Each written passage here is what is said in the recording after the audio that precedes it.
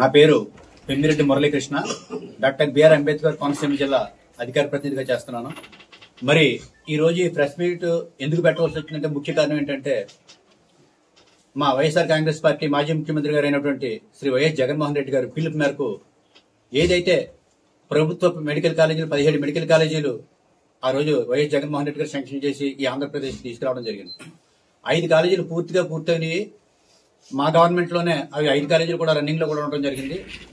తర్వాత 10 కాలేజీలకి ఇలాగా మా ప్రభుత్వం ఓడిపోవడంతో ఈ 10 కాలేజీలు బాధ్యత అవి కూడా సగం 50%, 60%, 70% బిల్డింగ్లు పూర్తి అయిపోయిన బిల్డింగ్ని ఈ ప్రభుత్వం కంటిన్యూ చేయవలసిన పరిస్థితుల్లో ఈ ప్రభుత్వం ఏదైతే జగన్మోహన్ రెడ్డి గారు ఒక పేదలకి విద్య వైద్యం అందించే విధంగా మంచి ఆలోచనతో ఈ వైద్య కాలేజీలు శాంక్షన్ చేసి తీసుకొస్తే 15 మెడికల్ కాలేజీలని ఈ రోజు ఈ కూటమి ప్రభుత్వం వాటిని పిపిపి విధానాన్ని ప్రవేశపెట్టి కేబినెట్ లో ఆమోదించిందంటే దీన్ని తీవ్రంగా వ్యతిరేకిస్తూ ప్రజల్లో కూడా చాలా తీవ్రంగా వ్యతిరేకత ఉంది. అదేవిధంగా మా జగన్మోహన్ రెడ్డి తీవ్రంగా వ్యతిరేకిస్తూ కోటి సంతకాల ఉద్యమం అనేది ఒకటి స్టార్ట్ చేశారు.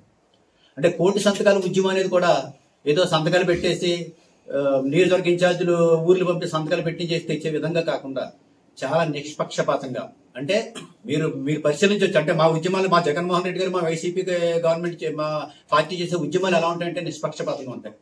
ప్రతి పేజీలో కూడా ఎవరైతే సైన్ చేశారో వాళ్ళ అడ్రస్, వాళ్ళ డోర్ నెంబర్, వాళ్ళ ఊరి పేరు, వాళ్ళ ఫోన్ నెంబర్తో సహా కోటి సంతకాల కార్యక్రమం మేము చేపడుతుంటే దానిలో భాగంగా మరి మా పెద్దలు గౌరవనీయులు రాజ్యసభ సభ్యులైనటువంటి శ్రీ పిల్లి సుభాష్ చంద్రబోస్ గారు, మా రామచంద్రపురం నియోజకవర్గ కోఆర్డినేటర్ అయినటువంటి శ్రీ పిల్లి సూర్యప్రకాష్ గారి ఆధ్వర్యంలో మేమందరూ కూడా విఎస్ఎం ఇంజనీరింగ్ కాలేజీ దగ్గర విద్యార్థులతో మేము ఈ కోటి సంతకాల కార్యక్రమం చేపడితే మరి రామచంద్రపురం నియోజకవర్గంలో కూటమి నాయకులకి మీరు వణుకు పుట్టిందో దడ పుట్టిందో మాకైతే తెలియదు. కానీ మా రాజ్యసభ సభ్యుల్ని పిల్లి సుభాష్ చంద్రబోస్ గారిని మీ స్థాయి ఏంటి, మీరు రోడ్ల మీదకి ఎక్కి సంతకాలు చేయించడం పెట్టి చిన్నపిల్లలతో మీరు సంతకాలు చేయించడం పెట్టి అని చెప్పేసి నిన్న ప్రశ్న పెట్టారు. అయ్యా కూటమి నాయకులు మీకు మేము చెప్పేది ఒకటే, జగన్మోహన్ రెడ్డి గారు రోడ్డు ఎక్కినా ఏడుస్తారు, పిల్లి సుభాష్ చంద్రబోస్ గారు రోడ్డు ఎక్కినా ఏడుస్తారు, వైఎస్ఆర్ కాంగ్రెస్ పార్టీ కార్యకర్తలు రోడ్డు ఎక్కినా మీరు ఏడుస్తారు. అంటే మీరు ఏడటమే మీ కూటమి నాయకుడికి వచ్చు. ఈరోజు మీరు ఏదో అంటున్నారు, పిల్లి సుభాష్ చంద్రబోస్ గారు లాంటి వ్యక్తి వచ్చి విద్యార్థుల చేత అపంశోభం తెలియని విద్యార్థుల చేత సంతకాలు పెట్టించుకుని మీరు చేయటం పెట్టని చెప్పేసి నేను ఒకటే అడుగుతున్నాను మిమ్మల్ని. మేము చేసింది ఇంజనీరింగ్ కాలేజీ విద్యార్థులతో మేము సంతకాలు పెట్టించాం. ఇంజనీరింగ్ చదివే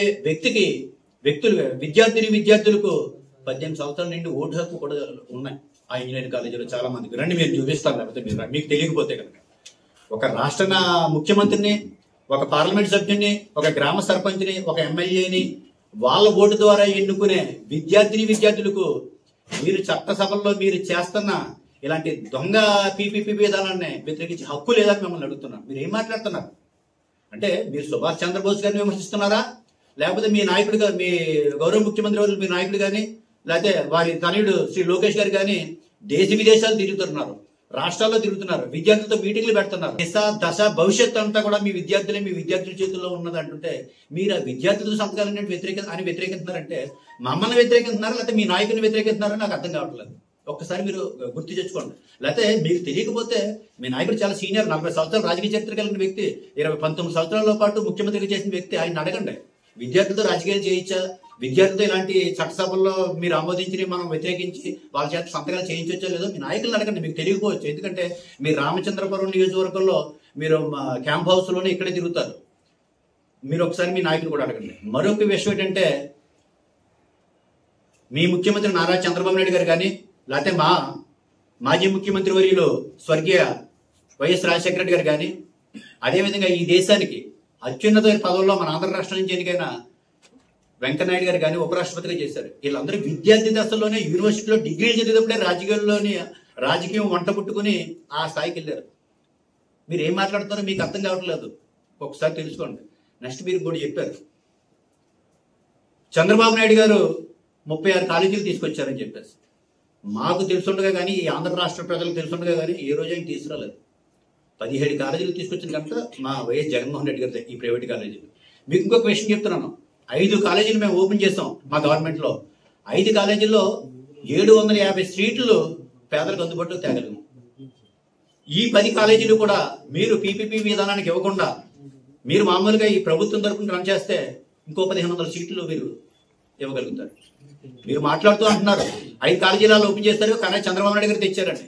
మీకు చెప్పుకోవడానికే మీకు మరి మీరు నోరు ఎలా వస్తుందో మాకైతే అర్థం కావట్లేదు. ఎందుకంటే ఇది మీరు చేసినా ఏం చేసినా వైఎస్ జగన్మోహన్ రెడ్డి గారు తెచ్చిన కాలేజీలు 17 కాలేజీలు కూడా ఈ క్రెడిట్ అంతా ఆయనకి ఎక్కడ దక్కుతుందో, పేదలకు విద్య వైద్య అందుబాటులోకి వచ్చేస్తే ఈ క్రెడిట్ అంతా జగన్మోహన్ రెడ్డి గారికి చెందుద్దని చెప్పేసి మీరు పీపీపీ విధానాన్ని ప్రవేశపెట్టి మీ బినామీలకి, మీ పార్టీకి సంబంధించిన ఎంకరేజ్ కి బినామీలకి అంటగట్టడానికి చేస్తున్న ప్రక్రియ అని చెప్పేసి నేను సమానంగా తెలియజేసుకుంటూ, మరి మీకు ఒకటే చెప్తున్నాను మిత్రులారా, విమర్శించండి. రాజకీయాల్లో బోస్ గారి కానీ సూర్యప్రకాష్ గారిని కానీ విమర్శించే స్థాయి అయితే మీకు ఎవరికీ లేదు. ఇప్పుడు నేను మాట్లాడుతున్నాను ఇక్కడ, నేను మిమ్మల్నే మాట్లాడుతున్నాను, మీ నాయకుడిని కానీ. ఎందుకంటే మీ నాయకుడిగా ఒక జిల్లా అధికార ప్రతినిధిగా ప్రభుత్వం చేస్తే ప్రతి పనిని మంచి పని అయితే పొగుడుతాం, చెడ్డ పనిని వ్యతిరేకించే బాధ్యత మాకుంది ప్రతిపక్ష పార్టీగా. అంతేగాని మేము ఏదో ఇచ్చేసామని చెప్పేసి మీరు మాట్లాడితే ప్రెస్ మీట్లు పెట్టేసి ఇది చేస్తుంటే చాలా అసహ్యమైన పద్ధతి ఇది.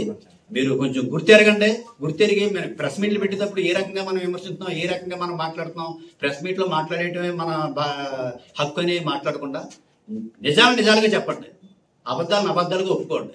ఈ రోజు మీరు మేధావులను అడగండి, విద్యార్థులు కాదంటున్నారు. నేను అందుకనే అంటున్నాను, మీరు ఇంట్లో కూర్చుంటున్నారో లేకపోతే అంటే మీరు క్యాంప్ ఆఫీస్ లో కూర్చుని మాట్లాడుతున్నారు నాకు తెలియదు. కానీ జేడీ లక్ష్మీనారాయణ గారు అదేవిధంగా సీనియర్ జర్నలిస్ట్, ఉభయ తెలుగు రాష్ట్రాలకే చాలా ఉన్నది. మీరు అక్కడికి వచ్చి చూస్తే తెలుస్తున్నాం. బహుశా మేము అక్కడ చేస్తున్నాం, మీ వాళ్ళు కూడా వెళ్ళి చూసే ఉంటారు. మీరు ఎంతమంది విద్యార్థులు అక్కడికి వచ్చారో ఏంటో మీకు మీరు వెళ్ళారు, అలా మేము చూసాం. మా బోస్ గారిది కానీ, మా సూర్యప్రకాష్ గారిది కానీ, మా జగన్మోహన్ రెడ్డి గారిది కానీ, వైసీపీ కార్యకర్తల నుంచి నాయకుల వరకు ఒకటే, ప్రజలకు ఇబ్బంది కలిగించే ఏ అంశమైనా అని చెప్పడమే మా బోస్ గారి బాధ్యత. మా బోస్ గారు అంటే ప్రజల్లో ఆయన ఎంత మమేకమవుతారో దానికి దీనికి ఒక ఉదాహరణ మీకు. మీరు అన్నారు బోస్ గారి స్థాయి అంటే పార్లమెంట్లో కూర్చునే వ్యక్తి అక్కడ రోడ్ల మీద అదే అంటుంటారు. రాజకీయ నాయకుడు అంటే మనకు పదవి వచ్చింది కదా అని అసెంబ్లీలోనే పార్లమెంట్లోనే కూర్చుంటే సరిపోదు, ప్రజల్లో కూడా తిరగాలి.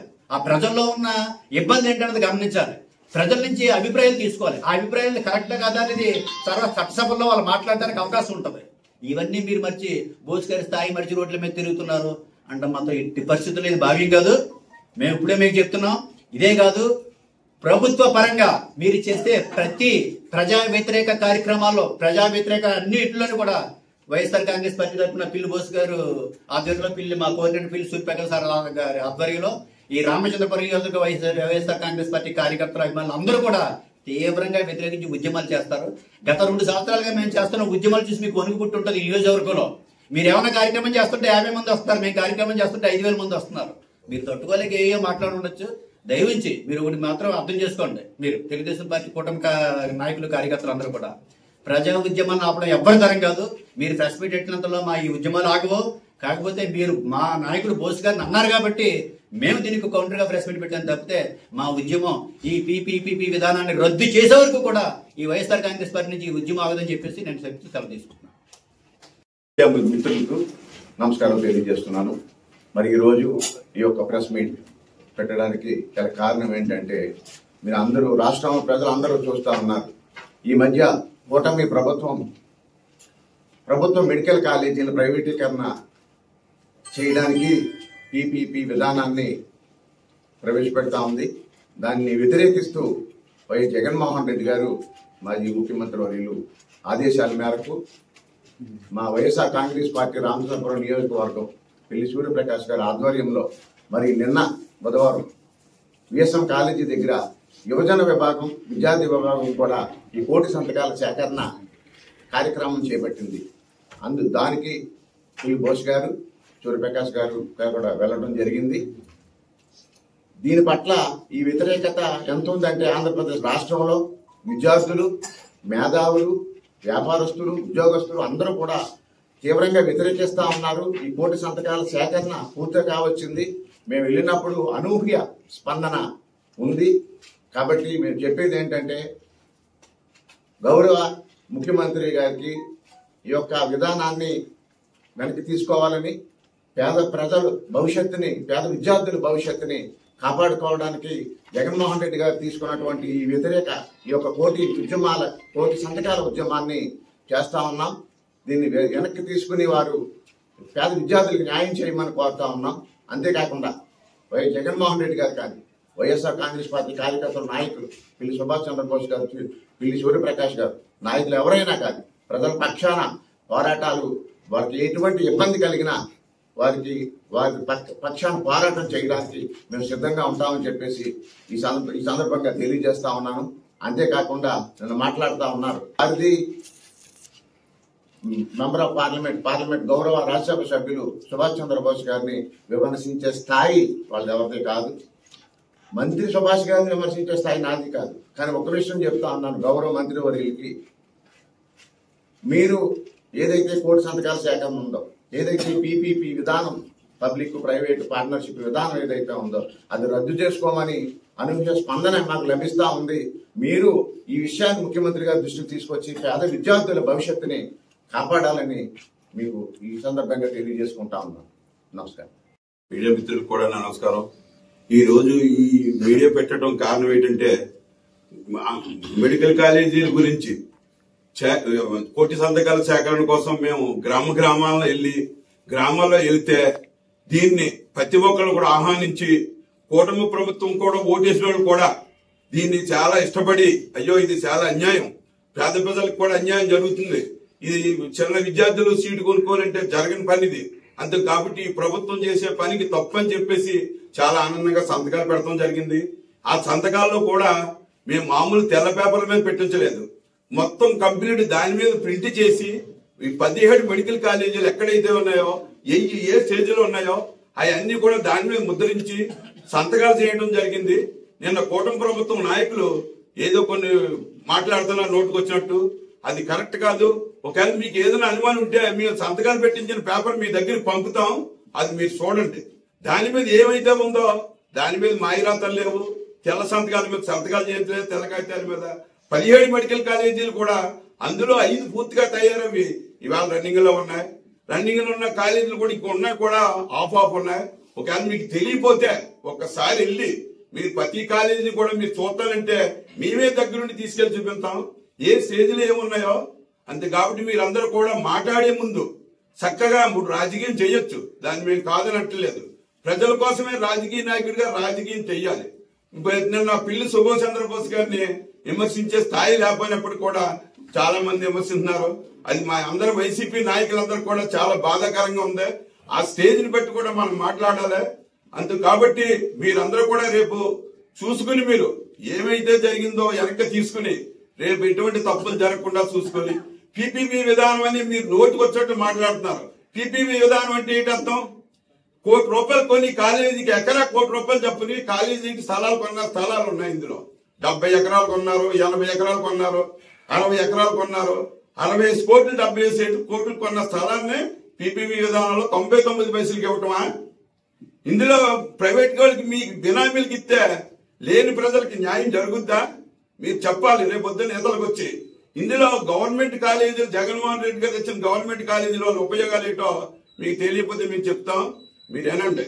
ఎందుకంటే గవర్నమెంట్ కాలేజీ అయినప్పటికీ అందులో జాబ్ చేసే వాళ్ళకి 1000 పడకలు గది 1000 పడకలు మనం వస్తే అందులో లేని నిరుపేదలకు ఉద్యోగాలు 30%, 70% ఉద్యోగాలు వచ్చే అవకాశాలు ఉన్నాయి.